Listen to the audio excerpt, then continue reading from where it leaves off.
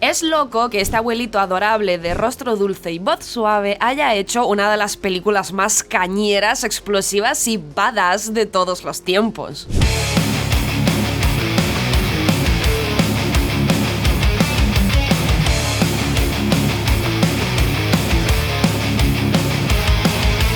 Porque si hay una cosa que es cierta es que cuando vimos Mad Max Fury Road por primera vez en la sala del cine no habíamos visto nunca nada igual.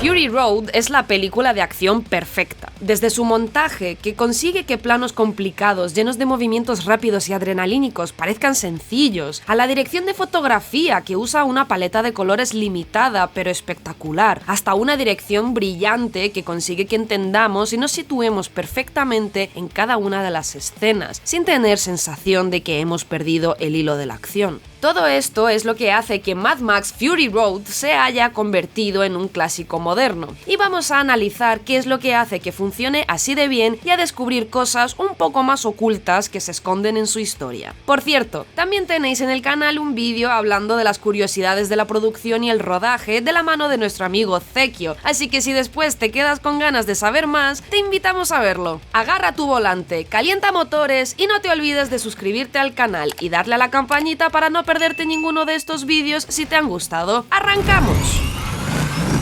Oh, what a day! What a lovely day! Alfred Hitchcock said, I try to make movies where they don't have to read the subtitles in Japan. Como todos sabemos, hay muy pocos diálogos a lo largo de Fury Road, y esta era la intención de Miller desde el principio. Nunca escribió un guión como tal, sino que junto a la ayuda del artista gráfico Brendan McCarthy, hicieron 3.500 viñetas que capturaron la película entera escena a escena. George se crió con las películas de Buster Keaton, Harold Lloyd y el western mudo. La acción es intrínseca al cine, y cuando no existían los diálogos en el cine mudo, era fundamental que la narrativa se entendiera solo con el movimiento. A día de hoy, muchas películas pueden pecar de tener diálogos excesivamente explicativos que no dejan lugar a la imaginación del espectador. En Mad Max es todo lo contrario. La acción en sí son las conversaciones entre los personajes. Max y Furiosa empiezan teniendo una relación de desconfianza y enfrentamiento porque cada uno es una amenaza para el plan que tiene el otro, pero sus posturas se van acercando a base de gestos y acciones. Cuando arrancan el camión y algo les está atrasando, Max se ofrece a mirarlo personalmente, lo que hace que Furiosa confíe un poco más en él. Cuando Furiosa le enseña el mecanismo para arrancar el camión, es un gesto de confianza de vuelta para Max, lo que hace que él confíe un poco más en ella. Cuando empieza la persecución, Furiosa defiende desde una ventana del vehículo. En el siguiente plano, Max defiende desde la otra. Furiosa acciona el parachoques que lanza la arena para apagar las llamas y ayudar a Max a ver mejor mientras conduce. Max recarga el arma que va a usar Furiosa mientras se posiciona en la cubierta y se la pasa. Y finalmente, esta sucesión culmina con un plano en el que están los dos disparando hombro a hombro porque ahora son un equipo. En menos de 10 minutos, sin necesidad de palabras, la audiencia entiende perfectamente que la relación de Max y Furiosa ha cambiado radicalmente. Por otra parte, estas acciones y gestos se combinan magistralmente con plantings y payoffs, para que entendamos el contexto de la historia sin tener que ponerlo en la boca de los personajes. Durante la primera persecución que presenciamos, cuando uno de los War Boys es abatido, de repente la música para y el tiempo se ralentiza.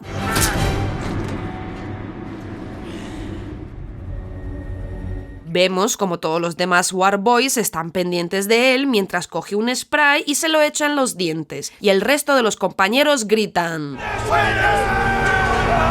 Primero, no hace falta ser un genio para entender que estos chavales siguen algún tipo de culto. Lo deduces tú mismo por sus actos y aspecto. Y segundo, intuimos que cuando otro personaje empiece a hacer este ritual, vienen problemas. Y otra buena semilla que más tarde se acaba resolviendo, por ejemplo, es cuando Max pierde su bota, para luego quitársela a Nux, para luego devolvérsela en signo de perdón. Una simple bota se usa dentro de la acción para hacer avanzar la relación entre Max y Nux. Y todo esto sin hablar del montaje, que entreteje todas estas acciones de manera comprensible. Margaret Sixel, la mujer de George Miller, se llevó ni más ni menos que la estatuilla de la Academia por el montaje de Mad Max, y lo más gracioso de todo es que al principio ni siquiera quería montar la película, ya que no estaba muy familiarizada con el cine de acción, pero justamente por eso Miller quería que lo hiciese ella. Después de trabajar juntos en Babe 2, El cerdito en la ciudad y Happy Feet, Miller sabía que Margaret tenía un talento natural para el montaje causal, donde cada corte te lleva de una acción a su consecuencia. En sus propias palabras, su esposa tiene el umbral del aburrimiento muy bajo y no le gusta para nada la repetición. Así que para evitar que Mad Max quedase así,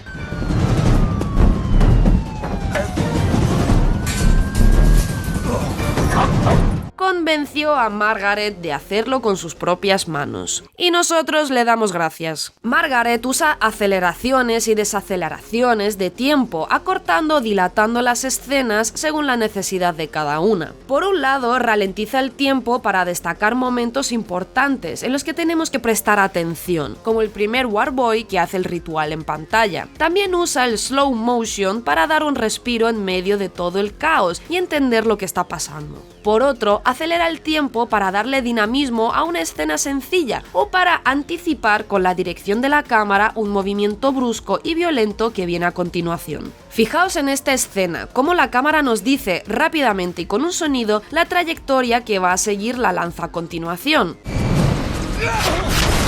Si por ejemplo solo hubiera puesto el lanzamiento de lanza sin ese acelerón inicial, probablemente nos lo hubiéramos perdido. Otra técnica de montaje que usó fue el crosshair framing, o traducido al castellano, el encuadre del punto de mira. John Seale, el director de fotografía, colocaba los centros de acción en las mismas zonas de la pantalla y los iba desplazando poco a poco. Es un método que se usa para mantener toda la acción en el centro del encuadre, de manera que puedan suceder múltiples acciones frente a ti, pero que el ojo no tenga que moverse excesivamente. Esto ayuda a que el espectador no tenga que escanear visualmente de cero cada plano, sino que los planos hacen que sus ojos se desplacen con naturalidad. Y todo esto dentro de una gran cadena de acción y reacción que hace avanzar la trama.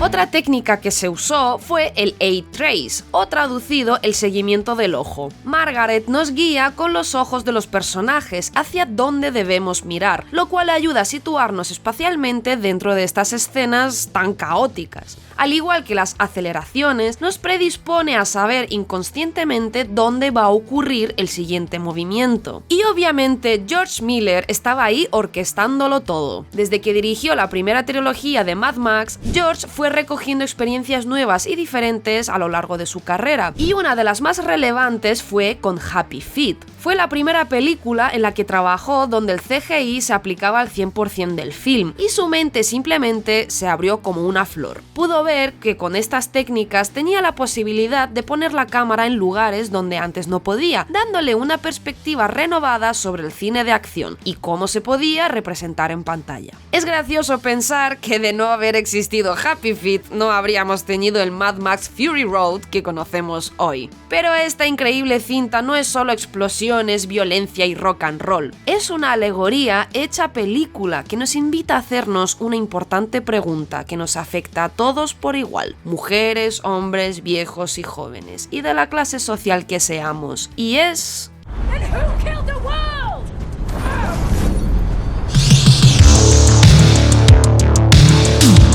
La sinopsis de Mad Max realmente es muy sencilla. En un mundo postapocalíptico hay un tirano que controla todos los recursos del yermo, y una subordinada huye de ese reino con sus 5 mujeres, y en el camino Max se encuentra con ellas y se ve envuelto en su escapada. Pero la gracia de la película es cómo George Miller y el resto de los equipos consiguen descomponer una historia tan sencilla en múltiples interpretaciones y simbolismos. Da igual cuántas veces la veas, siempre encontrarás un detalle del que nunca te habías dado cuenta antes. Sí, Mad Max es coches volando, explosiones salvajes y un tío con una guitarra que es también un lanzallamas super molona, pero también explora cuestiones profundas en torno a la vida, la muerte y el poder.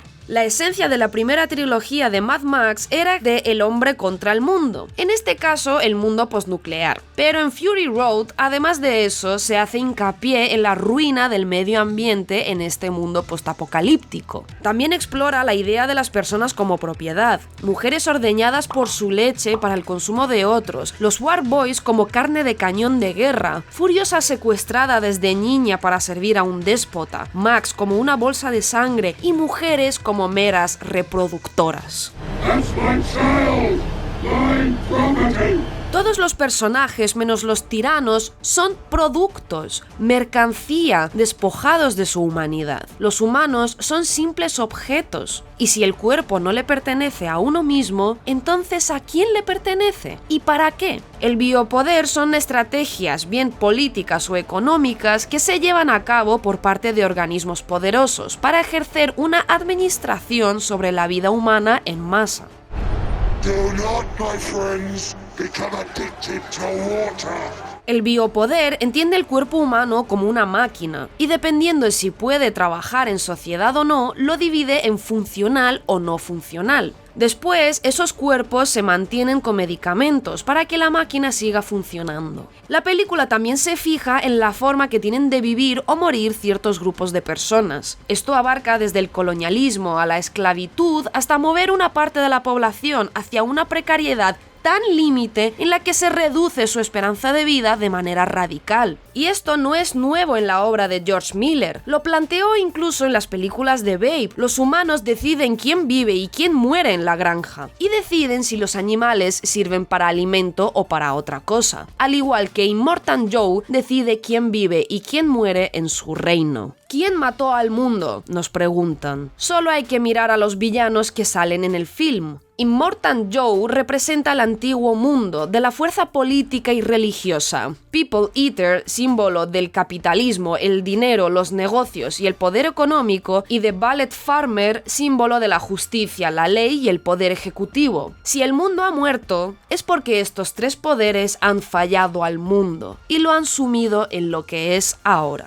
Y a pesar de tratar temas tan dramáticos, George Miller, en todas sus películas, al final acaba por bañarlas con esperanza. Nos hace otra pregunta. ¿Cómo podemos recuperar nuestra humanidad en un mundo destruido? En un mundo que se empeña en tratarnos como objetos. Max, Furiosa, Nux y Babe se niegan a aceptar la etiqueta que les pone la estructura de poder. Max no es solo un animal que sobrevive, sino un ser humano. Furiosa es una persona libre y no una imperator. Nux es un romántico y no un guerrero. Y Babe no es comida, es un pastorcillo. Miller siempre nos anima a romper con la sociedad establecida y dejarla mejor de lo que estaba antes. ¿Y cómo podemos hacerlo? Pues mediante la redención, la revelación, la compasión o implicándonos en una comunidad en vez de huir eternamente por miedo a sufrir.